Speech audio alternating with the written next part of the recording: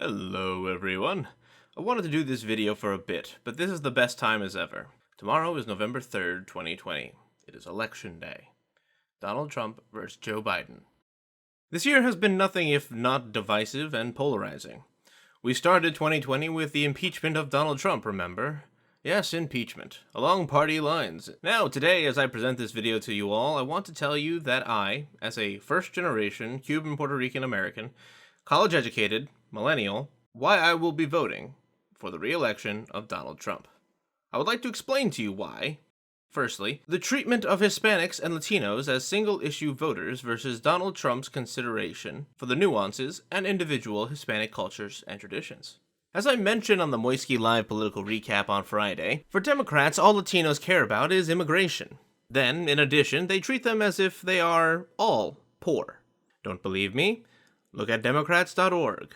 Democrats believe we need to urgently fix our broken immigration system, which tears families apart and keeps workers in the shadows, and create a path to citizenship for law-abiding families who are here, making a better life for their families, and contributing to their communities and our country. Latino leaders have worked side by side with Democrats on issues that affect us all, making college more affordable, improving schools, creating jobs and opportunities, and much, much more. By contrast, the Latinos for Trump issues look like this, with 5 major points: freedom, faith, family, economy, jobs, and opportunity. Clicking into these things have remarkable statements, and the crafting of these words inspire, as opposed to cast a shadow of victimhood on myself and my family. For example, President Trump is leading a 59-nation coalition to sanction the Maduro regime in Venezuela. President Trump has ended the Obama-era concessions to the Castro dictatorship and stands with the Cuban people who dream of an island free of socialism. That last one means a lot to me, as my father escaped from communist Cuba to fascist Spain, then to New York. President Trump has created safer Latino communities by securing our borders and building nearly 500 miles of wall along our southern border. Yes, 1,000,000 times yes. To secure one's border does 2 things. To people who are legal immigrants or children of legal immigrants, it says to those people, we respect the rules that we placed in front of you when you asked to be a citizen. But we aren't about to let those guys in for free. They have to meet the same expectations as you did when you tried to come in. An American citizenship test is an example of this. Reciting the Pledge of Allegiance. These are ritualistic aspects of citizenship, but there is plenty that goes on behind the scenes that illegal immigrants get to circumvent, and American Latinos are supposed to feel sorry for people who skirt the rules. Come on, give me a break. If you are a Democrat watching this video, are you happy when rich people get off from crimes they commit because it's more of a financial burden to prosecute them for higher crimes? Of course you aren't, because it's unfair. It's the same shit. This kind of immigration that the left is pushing is wholly unfair to those who have worked their asses off and, by the way, are totally okay with doing so because those people acknowledge and respect hard work, discipline, aspiration, but it is wholly unfair to give illegals this status for free. It is. And then to say that they are entitled to our tax dollars, fuck right off.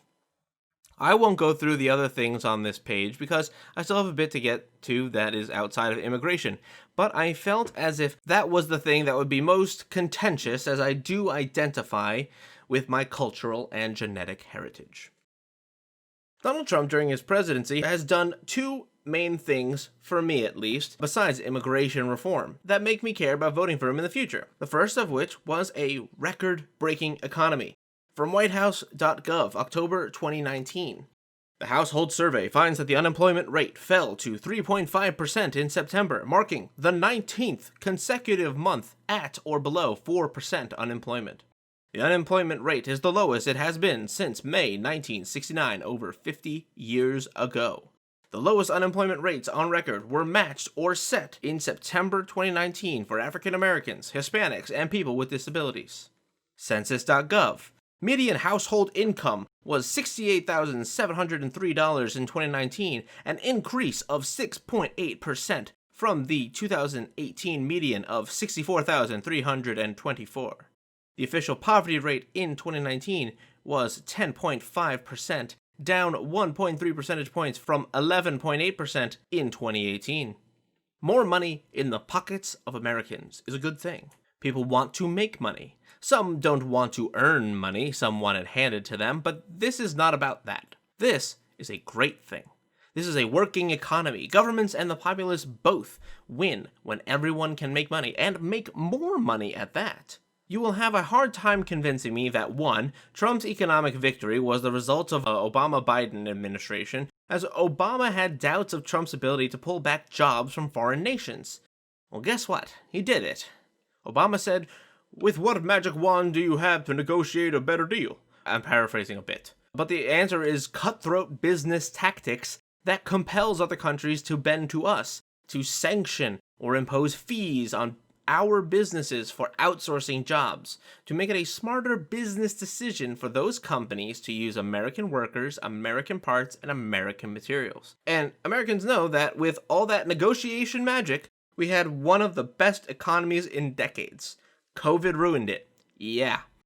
But I have faith, unlike Obama in 2016, that Trump has the wherewithal to do it all over again.